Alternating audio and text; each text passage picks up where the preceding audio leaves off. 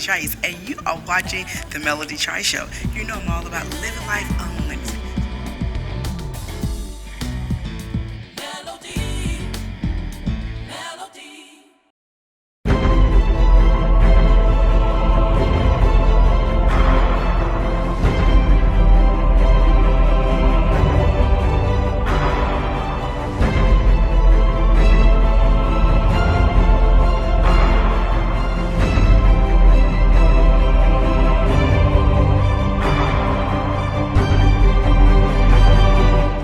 Hello, everybody, and welcome back. I'm your girl, Melody Trice, and you are watching The Melody Trice Show.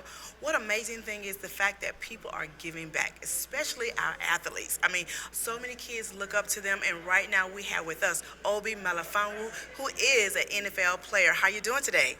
I'm doing great, Melody. Thank you for having me. Oh, I'm so excited. Well, one, just being able to give back to the community what you do so much. I mean, what do that mean to you? It definitely means a lot to me. I grew up from a two-parent household. My dad really wasn't in the picture, and my mom worked double shifts, so she would work morning and afternoons and evenings. And being able to have a support system around me, whether it be my older brother, my older sister giving me rides, or friends, parents giving me rides, to be able to have that support system and grow up with that. It's definitely been a piece in my life that's helped me want to give back Wow. in the position I am right now. Well, a lot of times, kids don't have that support system, especially to me, it seems like a community effort that help you get to where you are right now. So what would you say to those kids out there who don't have that support system around them but would love to be doing what you're doing right now? I would say it's definitely hard because I feel like as a kid, as an adolescent, you want to kind of fit in, do things that other kids are doing because it's cool, or you don't want to be frowned upon or looked at as different. But if you can, reach inside and stick to your gut and do the right things and try to look for people that are gonna be able to help and want to help you, it'll definitely steer you in the right path. Well, one of the things I think about as an athlete, they talk about the education. So how important was it also for you to really balance, you know, getting your education as well as, going to practice and just having a life? I mean, because Yeah, that's a lot of time management right yeah. there. I entered high school when I wanted to, make it to college and play D1 football. I realized that in order to get into a university, even if you had a scholarship, you had to actually get into the school academically. I realized that my sophomore year, and then going into my junior year, I really picked up on school, studied, and was able to get into the University of Connecticut, where I got my only offer to play football, D1.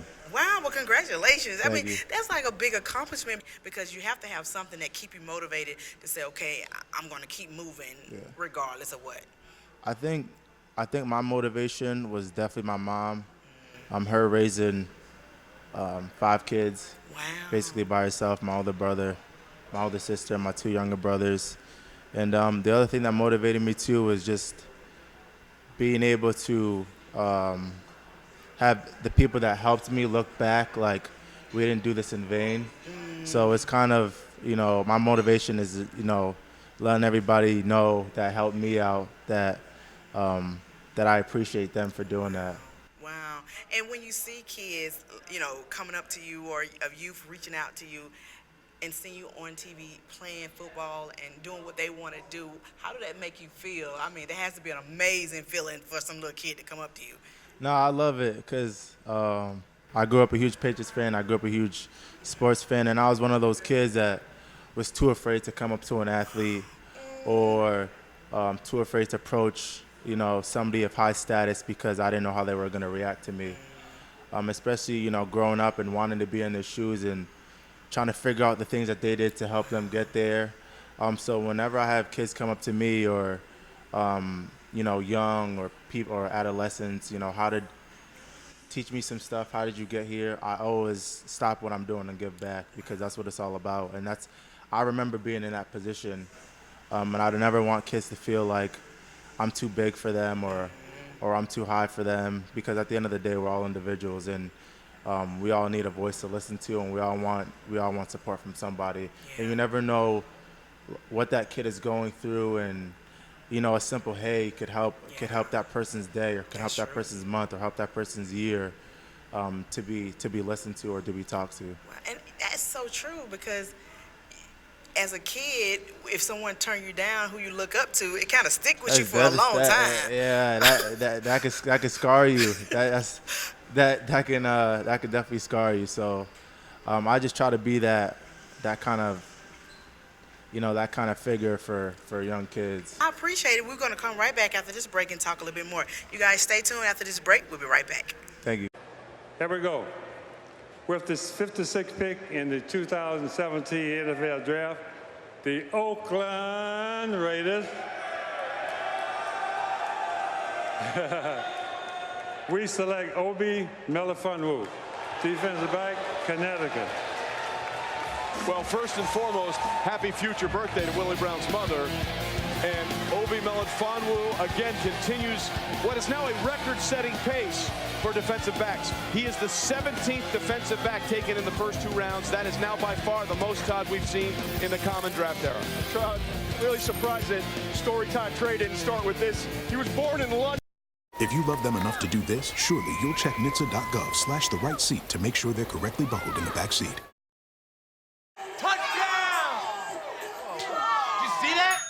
We scored? Yeah, we scored. We're in the playoffs. 1 in 3 adults has prediabetes.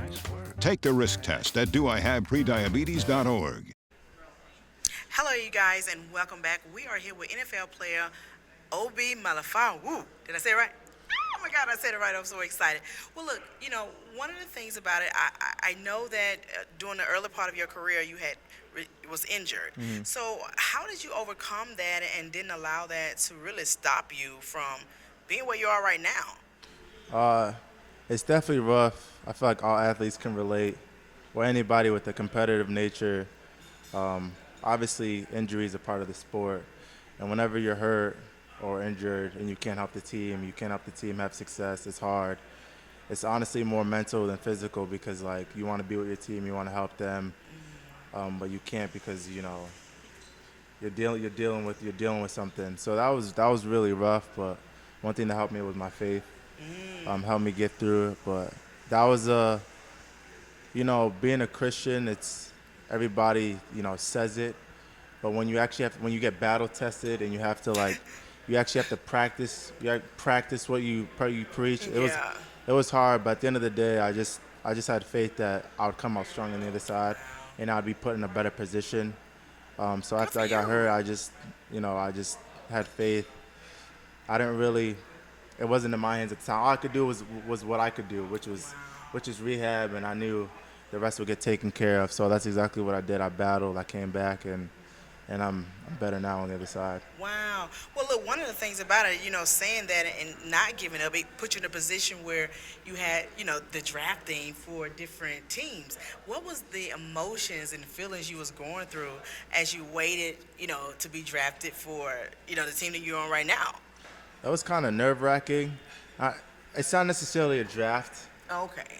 It's not necessarily a draft. It's kind of like, you're trying out for teams that might want to sign you.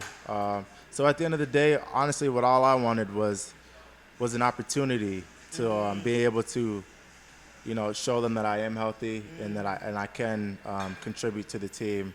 So when the opportunity was given to me, Wow. it was definitely something that I really appreciated. But in terms of the actual NFL draft, that was definitely nerve-wracking. I can imagine, because I was wondering, as a player, do you already kind of know, or do you not really know? Because I was like, do they know for real? I mean, there's definitely speculation. You have your top players that know they're going in the first round. I was one of those guys where, as the season, I was supposed to be going in the 6th round, but as the season went on, I started to play well. I started to, I started to hear things, but I'm trying to block it out. And my draft stock started rising, and ended up, maybe going in the 1st round. And I had everybody over my house, and we're watching the draft, and the 1st round goes by, and I don't get called, and I'm kind of upset, but at the same time, I just want my foot in the door. And then the second round came, and I ended up getting called by the Raiders. Oh my and God. that was a dream come true. Everybody was happy. Wow. Because since the age of 9, that's what you're working for, to make it to the NFL, and you finally make it.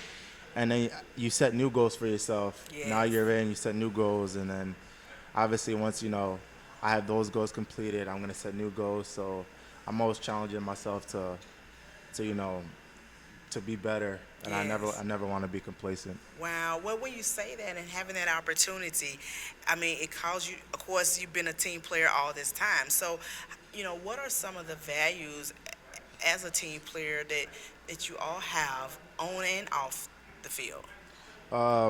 Playing for the Patriots organization, the team is incredible because it's a team where everybody checks the egos at the door. Everybody understands their role, and everybody tries to do it to the best of their ability. We have this slogan called "Do Your Job," and that's really what everybody tries to do. Their job, like I said, to the best of their ability, and everybody holds each other accountable, and just really trusts that the person next to them is going to do what they have to do for the betterment of the team. And when you have a group of individuals that collectively come together like that and have that bond and that gel and that cohesiveness, it's a recipe for success. Wow, definitely, because teamwork really do make the dream Dream, work. yeah. Well, yeah. look, before we leave, I really want you to just say something to the youth out there to really encourage them to know that you care. I mean, we know you care, you know you care, but what would you say to them if they were standing here with you right now? That we believe in you. There's definitely people out there that think there's no hope, or there's kids out there that think there's no hope. You think that you can't make it, but honestly, the biggest thing is like believing in yourself and believing that you can make it, and having that confidence that you can really do anything that you put your mind to. It's not cliche because I feel like it's the truth. Obviously, there's going to be things that you're going to have to sacrifice. It's going to take hard work. It's going to take things that you maybe don't want to do. You maybe don't want to get up. Maybe your friends are doing something that you can't do because you know where you want to go, and that's okay, because at the end of the day, like, it'll pay off. Yes. And keeping the right people in your corner, keeping people that kind of have the same mindset as you, have the same values as you, and people that are there that are going to help push you in the right direction and always challenge you to do better, and not necessarily get upset when they're telling you, when they're looking out for your best interest. I think those are the people that are that are going to look out the best for you. The people that tell you what maybe you don't want to hear instead of the things that you do want to hear. Yeah. And that means a lot, because if you tell me what I need to hear, that's going to actually help me grow. Yeah. So, I appreciate you so much. And before you leave, also, what can we expect for the up and coming season and all that good stuff? I mean, I know y'all working hard. So, what's the expectations going to look like? I always set the expectations high for myself, but right now I'm just trying to take it one day at a time. One day at a time. One day, no, it's you really have to take it one day. You obviously have an end goal of things that you want to do, that you want to accomplish, but there's steps to get there. If you have that vision in mind, you hold it, and you understand that there's steps to get there, I think everything will fall into place. So right now, all I'm worried about is staying healthy. I'm doing what I can in order to prepare myself for the start of the season. Awesome. Well, I thank you so much for taking this interview, and we appreciate you guys for watching. Make sure you follow him on all his social media. Make sure that you are checking him out when he's out there, tackling, because the boy can run, he can tackle, he will knock you down, and all that amazing stuff. So thank you again. I appreciate it. Thank you. I appreciate it. Okay, you guys, stay tuned. We have more up next. We'll be right back.